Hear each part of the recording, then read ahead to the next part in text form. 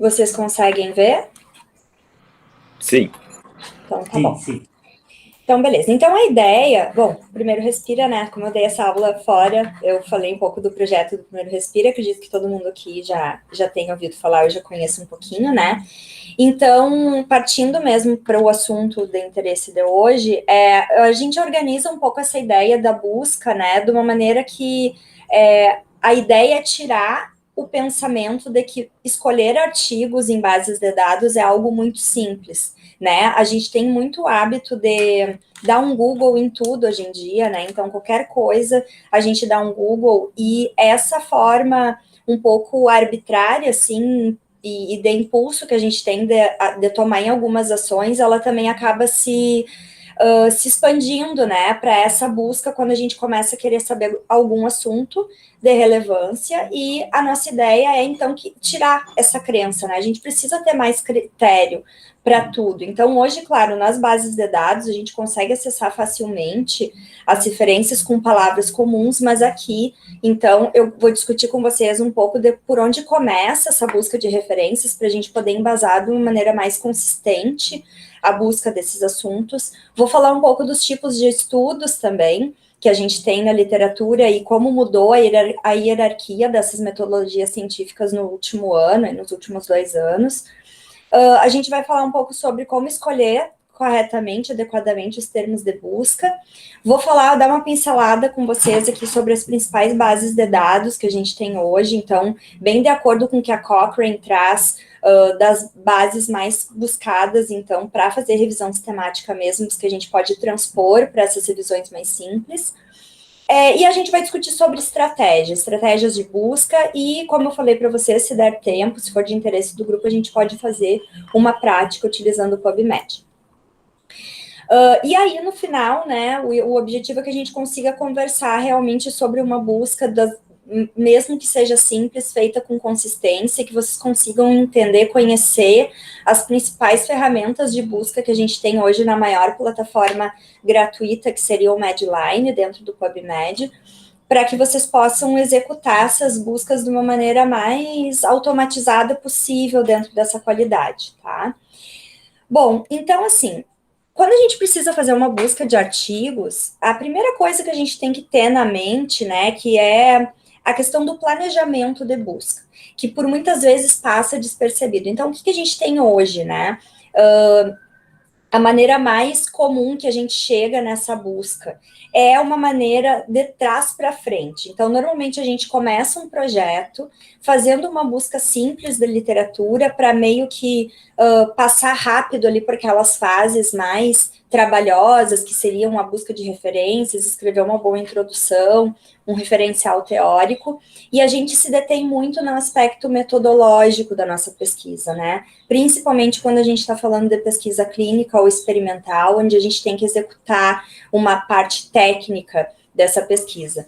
E, na verdade, essa busca de artigos, a busca do referencial teórico, ela deveria ser muito bem estruturada desde o início desse trabalho, antes mesmo da gente pensar no método, na técnica em si, porque uma boa busca e um bom referencial teórico, né, ou um bom estudo aprofundado do que a gente quer estudar, pode ou nos fazer planejar melhor esse método e também prever coisas que podem dar ou não podem dar certo, e talvez até nos ajude a entender melhor onde que a gente pode errar nesse método e prever coisas que, quando a gente já está com os dados coletados, poderiam ser evitados, né, se a gente tivesse entrado em contato um pouco mais aprofundado no início com a experiência de outros grupos de pesquisa, outros autores e com alguns relatos da literatura. Então, a gente tem que ter isso por base, e essa busca, então, ela pode obedecer um estudo geral, eu posso estar fazendo uma busca, enfim, para ter uma atualização, para fazer uma busca mais despreocupada da literatura, para ver a atualização que está acontecendo hoje. Eu posso estar buscando um arsenal teórico para fazer uma revisão bibliográfica também, independente do nível de complexidade do meu trabalho, então pode ser desde um TCC, um trabalho de disciplina, ou realmente fazer um embasamento mais aprofundado para fazer uma tese ou um projeto de mestrado e doutorado. Eu posso também estar fazendo essa busca para atualizar essas referências de alguma revisão que eu já tenha feito previamente. E aí a gente pode pensar também numa busca mais sistematizada para escrever uma introdução e uma discussão de um artigo científico que essa característica já é um pouco diferente da busca que a gente faz para um arsenal teórico de um trabalho mais consistente, como uma tese ou um trabalho de conclusão. Além disso, eu preciso planejar na minha busca o tipo de estudo a ser incluído. E hoje isso é muito importante, porque como eu falei para vocês no início, a gente tem muitos artigos sendo publicados diariamente, né? A gente teve aí na pandemia uma aceleração no aceite de artigos, claro, pela urgência do assunto, né? Que a gente precisava trocar experiências com o mundo todo de como agir na pandemia. Essa crescente de publicações, ela já vinha, assim, gradativamente nos últimos anos, mas a gente teve um boom de publicações, e de publicações de estudos não tão consistentes para serem usados em revisões, né, e isso acaba se passando para todos os assuntos, não só para a COVID. Então, o que eu quero dizer com isso eu preciso determinar esse tipo de estudo para eu já, desde o início, diminuir, né, os meus achados, tornar minha busca um pouco mais sensível. Então, é importante eu ter conhecimento desse delineamento aí de metodologias. E também, acho que, no princípio de tudo, determinar uma boa pergunta de pesquisa, que é algo que a gente faz, talvez, quando a gente determina o assunto que a gente quer estudar, e normalmente essa pergunta de pesquisa, ela acaba sendo muito ampla no início. E uma pergunta de pesquisa ampla me traz uma busca de artigos e de achados da literatura, muitas vezes que não vão ser úteis para o que eu quero. Então, eu vou acabar tendo muitos artigos, e quando eu realmente precisar filtrar para fazer a minha descrição teórica ou até a discussão de um artigo, por exemplo, eu vou acabar tendo um trabalho muito grande para poder selecionar esses artigos. Então, esse por onde começar é só para trazer para vocês a reflexão de como é importante a gente planejar tudo antes, e não só chegar nas bases de dados como se a gente estivesse no Google mesmo, colocando qualquer termo, né, buscando de qualquer maneira, porque isso vai prejudicar o nosso trabalho futuro. Então, a primeira coisa que a gente tem que ter na ideia, eu gosto muito de conversar isso com o pessoal que está começando a fazer pesquisa, dos TCCs, enfim, é que a gente nunca pode ter, assim, a falta de humildade de pensar que nenhuma pergunta que a gente faz, ela é tão genial a ponto de nunca ter sido feita antes. Então, às vezes, quando a gente começa, assim, no âmbito da pesquisa, da investigação, a gente entra com muita sede de descobrir algo muito inimaginável no mundo, né? A gente vem com uma potência muito grande, criativa, para poder executar os primeiros trabalhos que a gente tem. Acho que quem já está aí no mestrado, doutorado, pode se identificar um pouco com isso lá do início, né? Quando começou a entrar aí na pesquisa. Então, a gente tem que partir do pressuposto que hoje, com tanta informação, é muito provável, com ideias que a gente tenha, aqui, outra pessoa, outro pesquisador também está tendo no mesmo momento, ou já teve, né, antes. E aí a gente pode embasar isso na nossa busca, de maneira que eu posso pesquisar aquele assunto, mas eu preciso sim ter certeza, né, que esse assunto nunca foi descrito antes, o que é praticamente impossível hoje, a gente ter algo tão inédito. E também pensar que eu posso encontrar exatamente a minha pergunta de pesquisa, mas com alguma falha metodológica, alguma resposta não tão resolvida ou alguma metodologia mal aplicada de outro grupo, e poder reformular justamente a minha parte de métodos, né? Então, tornando aí a experiência dos outros autores uma forma adequada de eu melhorar o meu trabalho. E isso pode ser já executado no ponto da busca, tá? Então, assim, quando a gente fala dos tipos de estudo para delinear, que é uma das formas da gente entender se a nossa pergunta de pesquisa está adequada, algumas coisas mudaram nos últimos anos. Então, como, né, falei para vocês, a pandemia foi um ponto bem crucial de mudança no aspecto de como a gente vê a importância de certos tipos metodológicos de pesquisa. Até há pouco tempo atrás, a gente tinha bem definido na nossa cabeça aquela pirâmide hierárquica dos estudos, onde eu tinha lá na base dos estudos, os estudos de laboratório, como estudos que eu não consigo aplicar diretamente em humanos, e esse nível hierárquico de importância, entre aspas, vamos dizer assim, ele ia subindo até o ponto da meta-análise, onde eu tinha uma pesquisa bem estruturada, baseada em pesquisas prévias, ensaios clínicos randomizados, que ia ser, assim, a base de aplicabilidade de qualquer intervenção clínica que eu podia ter com a maior qualidade possível. Com a pandemia, isso mudou um pouco. Por quê? Porque a gente teve um momento de urgência, né, de trazer evidências o mais rápido possível, e se vocês forem observar o maior número de publicações, principalmente envolvendo doenças respiratórias, cardiovasculares, metabólicas, COVID, sepse, e algumas outras questões de terapia intensiva, por exemplo, a gente pode perceber no próprio PubMed que a maioria desses estudos foram estudos de caso, ou caso controle, que são estudos menos robustos. E esses estudos, e aí eu posso partir também para as pesquisas de bancada in vitro, né, que guiaram aí o entendimento da repercussão de alguns medicamentos ou das vacinas mesmo contra o SARS-CoV-2, eu posso entender que quase todo essa urgência pandêmica que a gente teve de tratamento foi guiada em cima de estudos que seriam lá da base da pirâmide, né? E, bom, a gente precisou fazer isso. Agora que a gente está começando a ter aí publicações de follow, então de coorte, ensaios randomizados mais robustos e até meta-análises que a gente já tem da própria COVID, mas a gente entendeu, então, que essa hierarquia, ela pode ser muito flexível dependendo do objetivo que eu tenho com o meu estudo. Então, claro, se eu for pensar no aspecto clínico de aplicabilidade de uma intervenção, a meta-análise, ela sim, ela continua com mais força, mas eu também, hoje, eu preciso pensar de maneira que, dependendo do meu objetivo, do que eu estou buscando, eu posso também entrar na descrição de estudos que antes acabavam sendo excluídos já de primeira mão desses achados, né? Que é o caso dos estudos de caso e dos estudos experimentais, né? Então, assim, primeiramente, depois que eu tomo conhecimento, eu entendo esses tipos de estudo e eu consigo identificar o que vai ser mais útil para mim. Não pensei aqui em entrar no método de cada tipo, a gente pode conversar melhor depois, se alguém tiver alguma dúvida.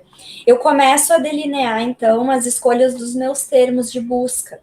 Então, eu começo a sair do planejamento da busca e eu passo já para o prospecto mais prático, né, do que eu estou querendo encontrar. Então, esses termos de busca, eles vão refinar a busca do material que eu quero, de todo esse arsenal de literatura que eu tenho hoje. Esses termos bem utilizados, eles vão melhorar a qualidade desses artigos encontrados. Então, hoje eu entendo que não adianta eu ter lá uma busca com milhares de artigos de um assunto, porque, na verdade, eu vou estar puxando da literatura muita coisa de nada, né? Eu vou ter algo assim que eu não vou poder fazer a conexão, porque eu não estou fazendo uma busca detalhada com os termos corretos. E usando esses termos mais corretos, entendendo como funciona a determinação desses termos, eu consigo uma busca mais específica. Então, eu gosto muito de fazer a relação, né, desses termos de busca com as hashtags que a gente usa hoje nas redes. Isso já é utilizado há muito tempo, né, não surgiu agora com as redes sociais, desde que o PubMed existe, Medline, essas plataformas já é assim, porém, muita gente não sabe utilizar e não os utiliza. O funcionamento deles é mais ou menos como a hashtag. Hoje a gente está lá na rede social, no YouTube, no Instagram, no Twitter, enfim. A gente utiliza hashtags para que aquele nosso post, aquele nosso conteúdo, ele possa ser encontrado por pessoas que não nos seguem e que a gente não segue, então fora do nosso grupo de amigos, e a gente consegue dar mais visibilidade para aquele conteúdo. Então, se eu publico lá no meu Instagram um assunto sobre DPOC, o público que me segue, uma parte desse público que me segue vai ver esse post, porém, se eu coloco a hashtag DPOC, que é uma hashtag que já está lá na busca do Instagram, quando a gente coloca a hashtag, digita as 2 primeiras letras, já vai aparecer, talvez, o DPOC ali. Eu torno o meu conteúdo visível para pessoas que nem me conhecem, por conta da hashtag. Então, eu vou entrar lá no Instagram e vou botar, ou também em qualquer outra rede, no painelzinho de busca, a busca por hashtag, eu vou conseguir ver tudo que está publicado com aquela hashtag naquela rede. E o termo de busca, ele funciona da mesma forma. O complicado disso é que nem as pessoas que buscam conhecem esses termos de busca e nem todos os autores têm o cuidado de, na hora de determinar as palavras-chave para a publicação do artigo nas revistas, nos periódicos, de utilizar, tomam cuidado de utilizar o termo certo para que esse artigo ele seja visualizado por mais pessoas. Então, isso é um cuidado que a gente tem que ter, tanto quando a gente vai fazer a nossa questão de pesquisa, e vai buscar os artigos, como quando a gente vai publicar também. De sempre publicar um artigo que seja reconhecido por palavras-chave indexadas, certo? Então, a partir daí, quando eu entendo quais são os meus termos de busca, eu começo a estruturar a minha questão de pesquisa.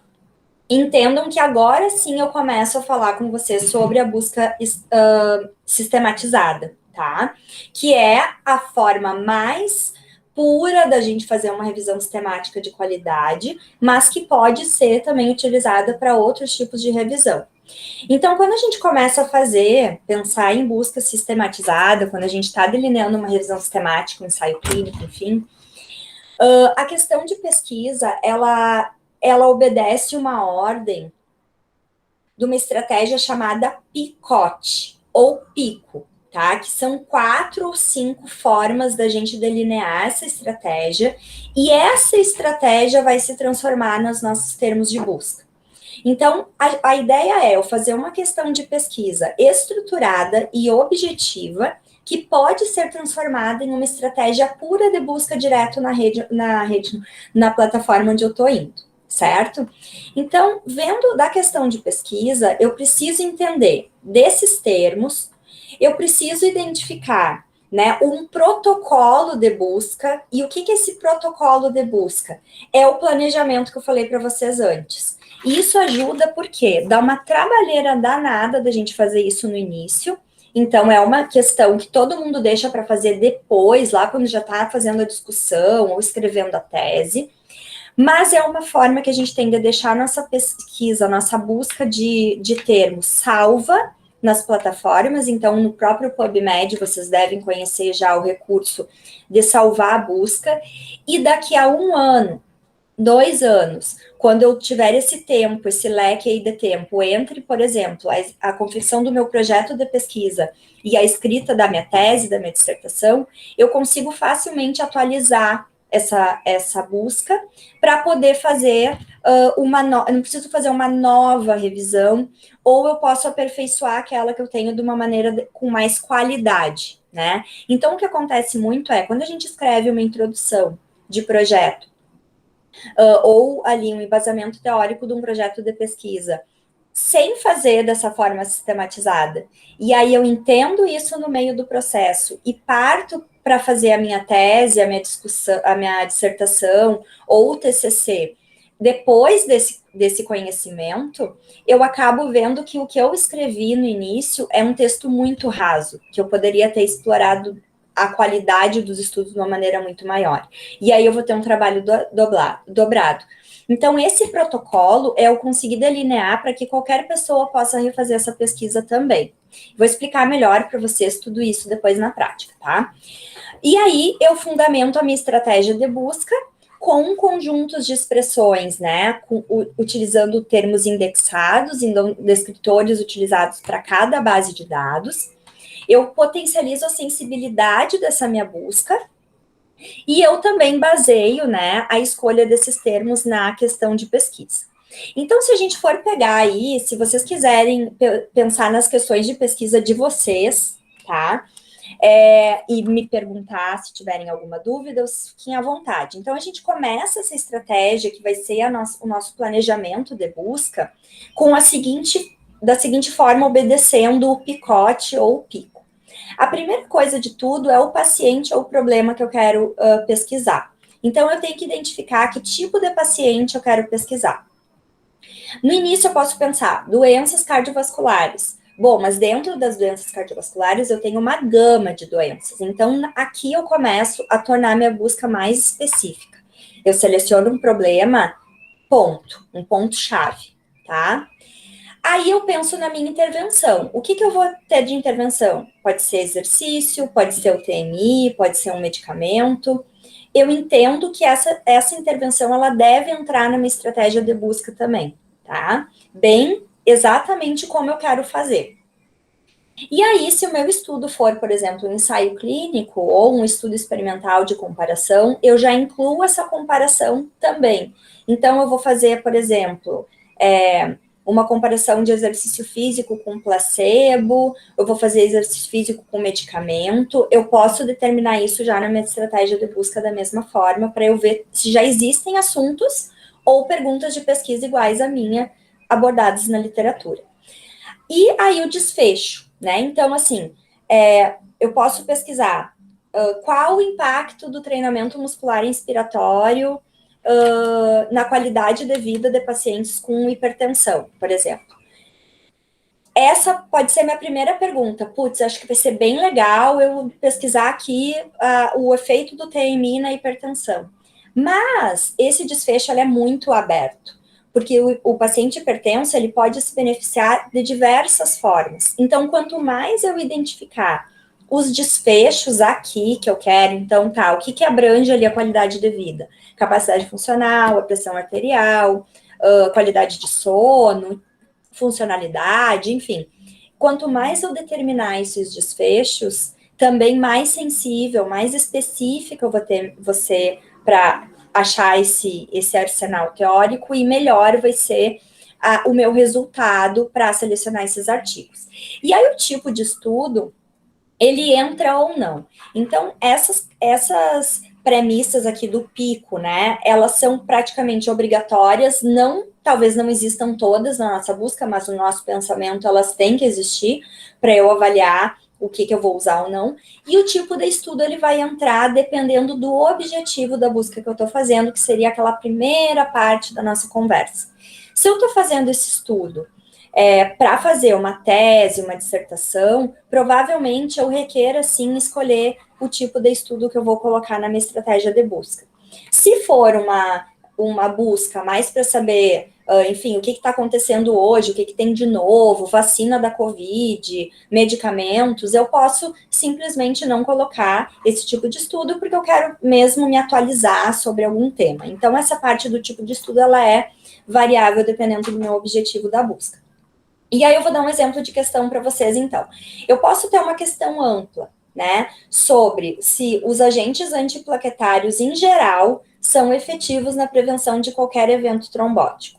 Então, isso é uma busca muito inespecífica, né? Se eu colocar esses termos, eu não consigo tirar nenhuma palavra-chave já dessa questão de pesquisa. Provavelmente eu vou pesquisar lá, agentes antiplaquetários e trombo, digamos. Vai vir muita coisa, porque aí eu vou ter vários tipos de agentes antiplaquetários, vários tipos de intervenção, de comparação, e vários tipos de evento trombótico também, né? Eu posso ter trombose, eu posso ter TEP, eu posso ter AVC, então acaba sendo uma questão muito ampla. Vou achar coisas? Com certeza eu vou, mas a probabilidade que eu tenho de ter uma revisão muito rasa dentro do assunto é muito grande. E aí eu venho para a questão mais específica, obedecendo, então, ali o pico, né? Essas 4 características. Então, eu quero a aspirina comparada com placebo. Então, não é qualquer agente antiplaquetário. É a aspirina comparada com placebo. Se ela é efetiva, não na prevenção, porque a prevenção de qualquer evento pode ser qualquer coisa. Eu quero saber se ela é efetiva na redução do risco de acidente vascular cerebral isquêmico em idosos, então a minha população é determinada também, com história de AVC isquêmico prévio. Então, eu determino uma busca bem específica. A impressão que a gente vai ter aqui, determinando essa pergunta mais específica, é que a gente vai estar se cegando para coisas que não existem. Quer dizer, para coisas que existem eu não vou usar, né? Como se eu estivesse fazendo uma busca que eu vou estar excluindo muitos artigos. E, de fato, sim, o meu objetivo aqui é excluir muitos artigos. Mas para que não se excluam os artigos que seriam importantes na minha busca, eu preciso usar os descritores certos, porque aí eu vou ter uma busca bem dentro do que eu preciso, pegando o máximo da visibilidade dos estudos publicados. Então, assim, determinando, né, as questões de pesquisa de uma maneira bem, fazendo um protocolo bem fechado, a gente consegue já pensar nas principais bases de dados que a gente vai ter. Por quê? Quando eu determino a questão de pesquisa e dela eu tiro esses termos chaves que eu vou procurar, eu preciso entender para cada base de dados eu vou ter termos indexados diferentes. Então, se eu determinei a questão de pesquisa, eu preciso ir lá no PubMed, no Medline, utilizar os termos MESH, que são os termos para o PubMed. Se eu for no Embase, eu vou ter os termos indexados para o Embase. Na Cochrane, os termos da Cochrane. Muitos deles, claro, são iguais, mas tem alguns que não são. Então, eu preciso ter essa sensibilidade de entender também. Basicamente, a gente vai acabar utilizando o Medline, né? Então, aqui eu vou dar o exemplo para vocês exatamente do Mesh. Mas o movimento que a gente faz para descobrir esses termos indexados no Medline, ele é igual para todas as outras bases, tá? Então, a gente tem que ter esse cuidado também. Se a gente for falar de revisão sistemática, eu entro em outras bases da literatura cinza também, então eu começo a pegar a lista de referência dos estudos publicados, abstracts, trabalhos publicados em congressos, estudos em andamento ainda, então eu posso procurar lá no Clinical Trials ou no REBEC, que acho que a gente até comentou alguma coisa do REBEC na última reunião, e eu também posso utilizar essas ferramentas para estratégia de busca. Na revisão sistemática, eu preciso usar, tá? Então, eu tenho, mais uma vez, dependendo do meu objetivo, eu posso ficar só aqui nesses 3 principais bancos aqui, tá? Porque eu vou estar bem servida de literatura para fazer revisão. Para quem tiver interesse em fazer realmente revisão sistemática, a lista de bases é muito maior, porque inclusive eu tenho que ver estudos que já foram concluídos e não publicados ainda, que ainda estão em submissão, e eu preciso incluir os dados desses estudos na minha revisão.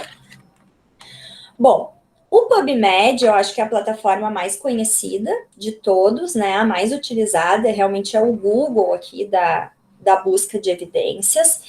E dentro do PubMed, o que a gente acessa, na verdade, é o Medline, né? Então, o Medline é a plataforma que a gente utiliza para encontrar assuntos da nossa área, né?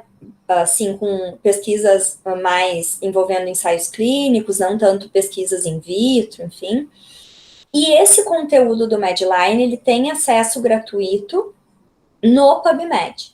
Mas o PubMed é uma grande base que possui outras bases dentro dela, como o Medline. Porém, o Medline ocupa 95% das publicações do PubMed, tá? Então, muita gente confunde.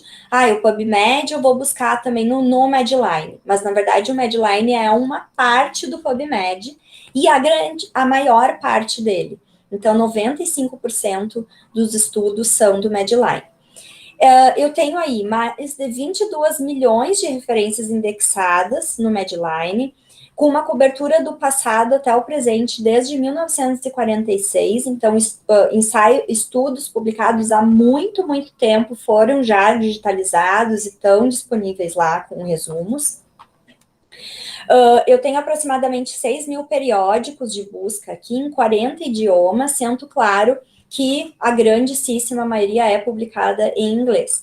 Pelo menos o abstract, né? Eu não vejo muitos abstracts publicados em outras línguas, mas muitas vezes eu tenho o abstract para selecionar o artigo ali em inglês e acabo conseguindo acesso do artigo e ele não é necessariamente no mesmo idioma.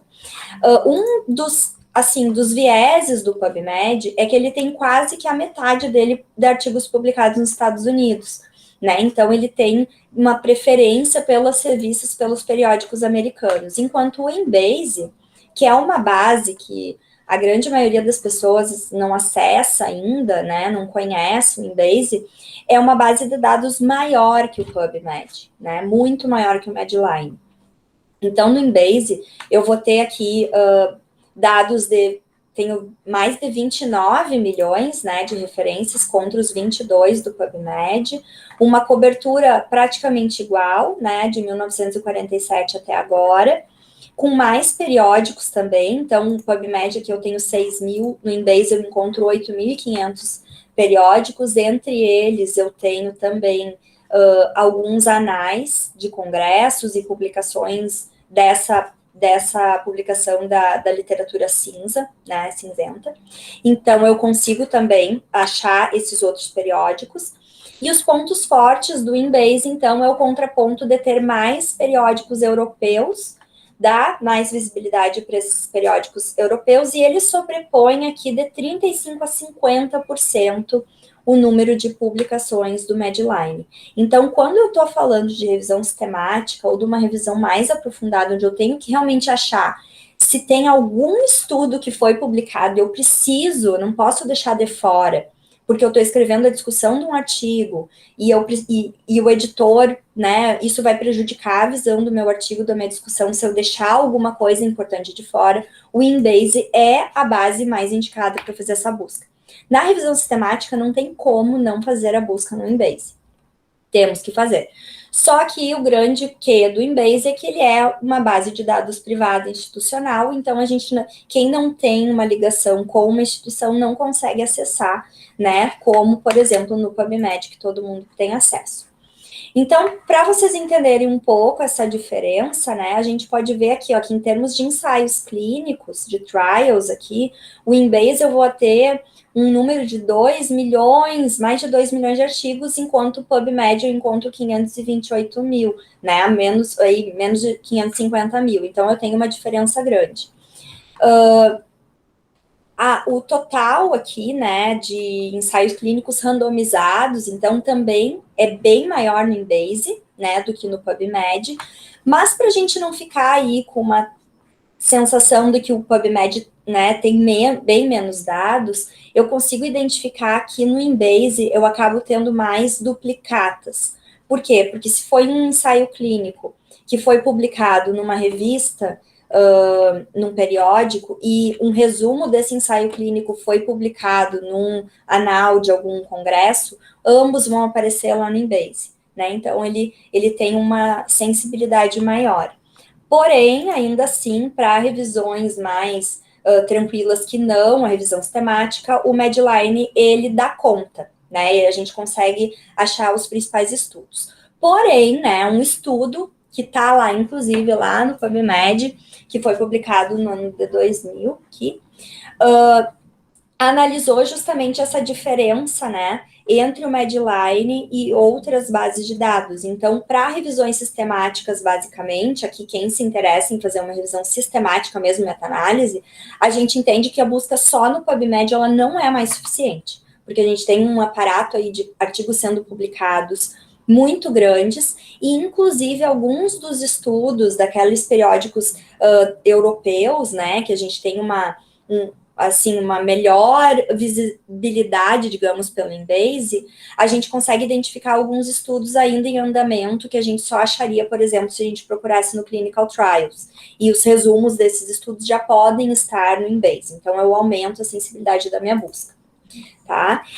Bom, então, assim, a gente já falou eu não sei se alguém tem alguma dúvida até aqui, mas, assim, a gente falou da estratégia de busca, né? Então, a definição da questão de pesquisa, que é importantíssima, quanto mais fechada, melhor, né? Então, quando a gente está escrevendo o projeto e vai lá para a seção de objetivos, né? Que a gente costuma, nos objetivos, colocar especificamente tudo que a gente vai procurar, seria ideal a gente entrar nessa estratégia, puxar para a busca da revisão da literatura que eu estou fazendo previamente.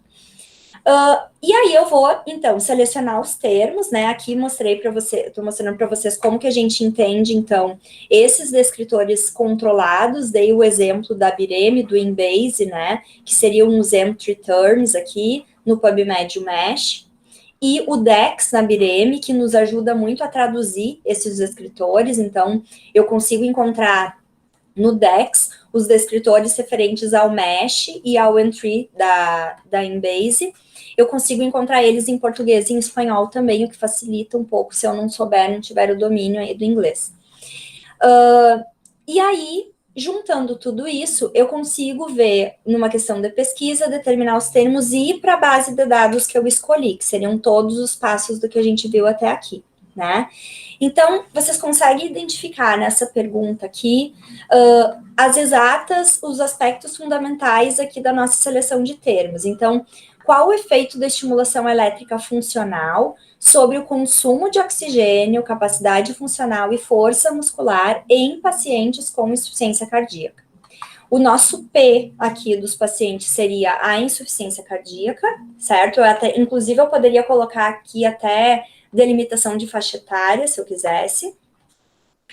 Vocês pensam que quando a gente faz uma pesquisa, a gente tem que determinar isso, então eu não posso botar só lá nos meus métodos, vou pesquisar pacientes com insuficiência cardíaca. Não, eu tenho que determinar a classe funcional da insuficiência cardíaca, a idade que eu vou recrutar esses pacientes. Então, isso tudo pode já entrar nessa questão da busca.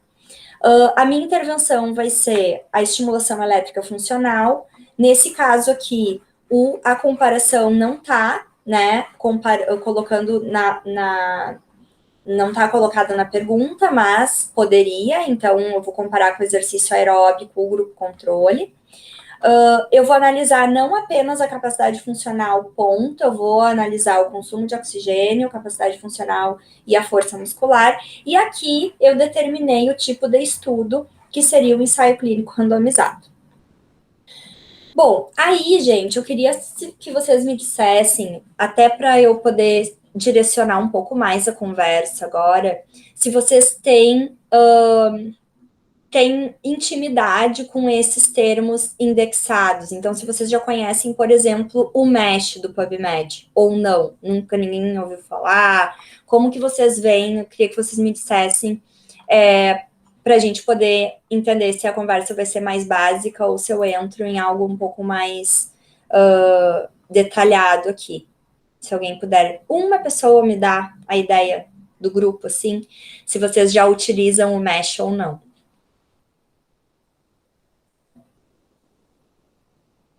Tá bom. Eu acho que tem alguns que utilizam e alguns que não utilizam, já. Tá bom. Tem as duas coisas. Tá, muito obrigada. Então, eu vou falar, né? Então, o Mesh, o que é o Mesh? O Mesh é a hashtag do PubMed, tá? E do Medline. Nele, eu consigo direcionar, então, a minha busca e eu consigo, às vezes, descobrir que os meus termos não estão corretos. Eu vou dar um exemplo para vocês na prática. Quando eu estava fazendo mestrado, eu aprendi isso errando muito na busca de assuntos relacionados ao treinamento inspiratório. Se a gente for lá no PubMed, colocar na barra de busca, que eu acredito que muitos de vocês tenham feito isso, na barra de busca Google ali, tá? Sem pensar nos termos indexados. Treinamento muscular inspiratório, eu vou achar muitos artigos sobre isso. E aí eu vou me dar por satisfeita porque tem muito artigo sobre isso. Porém, o termo correto não é esse. Eu preciso, no caso do TMI, por exemplo, entrar como breathing exercise, treinamento, exercícios respiratórios. Quando eu entro com exercícios respiratórios, eu encontro muito mais artigos e muito mais artigos de treinamento inspiratório, tá? Isso acontece porque, no passar dos anos, com a, entre aspas, popularização aí do Mesh, quando a gente começa a entender um pouco melhor a importância disso, na hora da submissão, a gente toma mais cuidado com esses termos, né? Então, a gente acaba deixando mais visível o trabalho. E aí, muitos trabalhos estão lá com a palavra-chave da submissão, não como TMI, não como treinamento inspiratório, sim com o termo certo de breathing exercise. E aí, se eu procurar só treinamento inspiratório, eu não vou achar esses estudos. Então, é bem importante. Por exemplo, estudos mais antigos, principalmente, a utilização desses descritores indexados.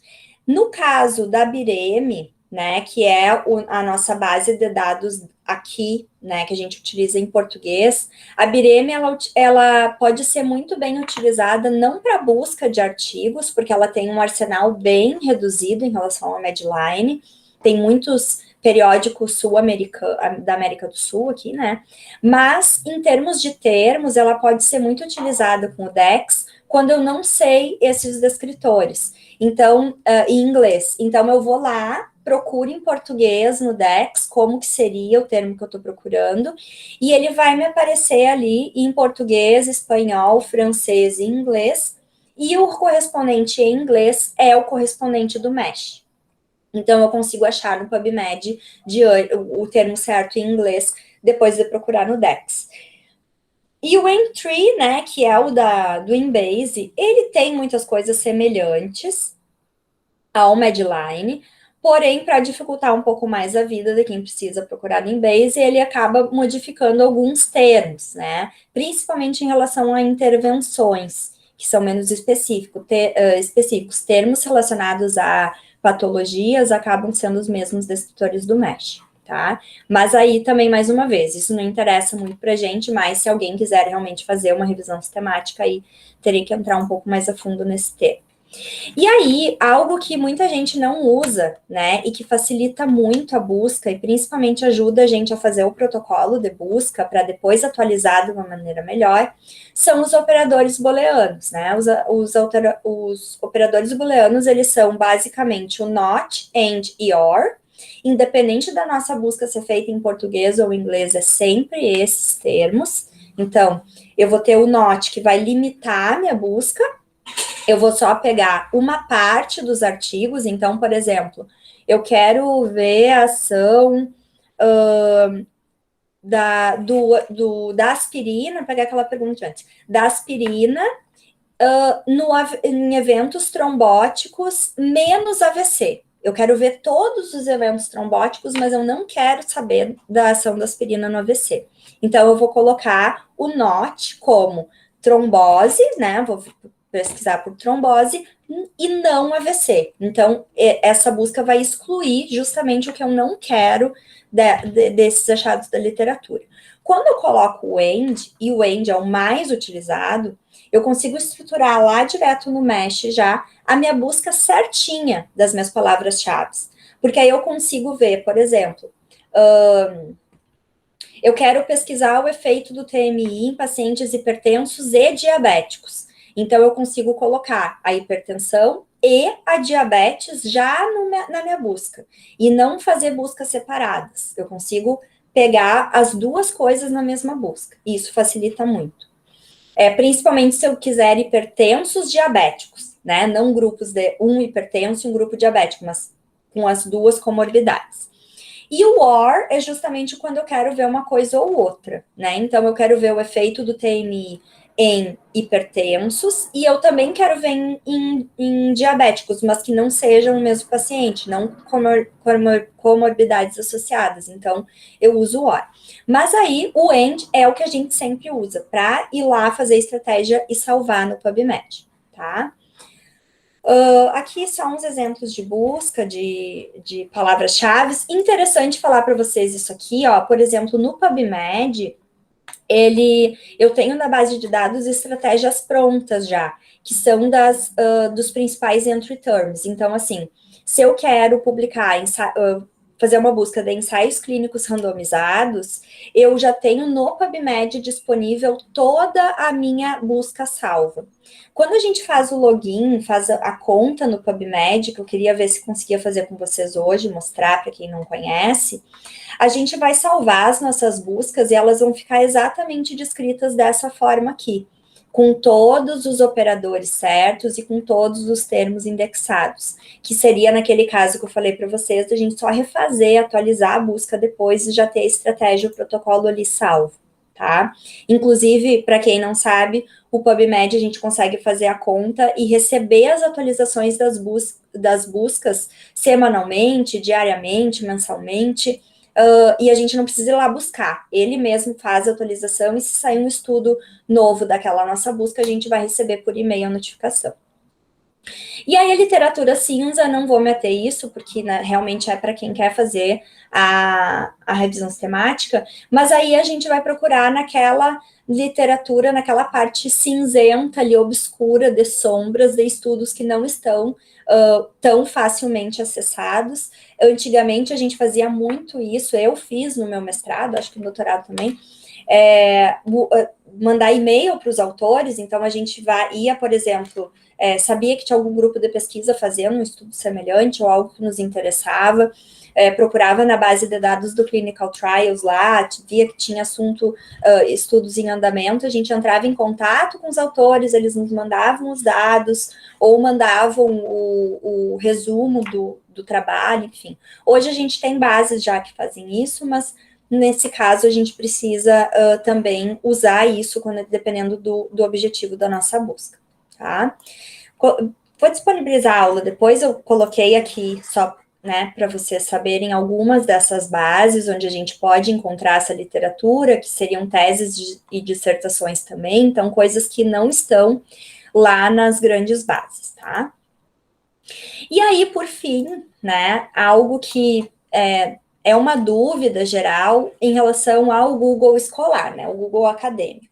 O Google acadêmico, quando a gente começou a utilizar ele há um tempo atrás, ele era um Google mesmo, né? Ele era uma coisa bem rasa, tinha de tudo, a gente não tinha como fazer uma estratégia um pouco mais específica, e hoje tem. Então, quando eu estou falando, por exemplo, de um.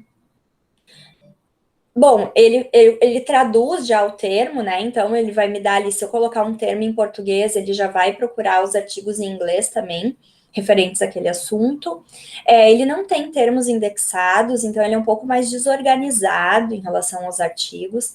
Mas se eu quero fazer uma busca, mesmo com termos certinhos, uma busca bem estruturada, para algo um pouco mais descompromissado, assim, de atualização, ou um texto que eu não preciso ter muita rigidez, né, nessa busca, só para testar a estratégia mesmo, o Google Escolar, ele é bem utilizado hoje, ele tem um arsenal bem grande, assim, de artigos bem, de periódicos importantes também, mas é isso, ele é mais desorganizado, ele é mais principiante, né, mas ele pode ser também uma boa ferramenta de busca. Tá?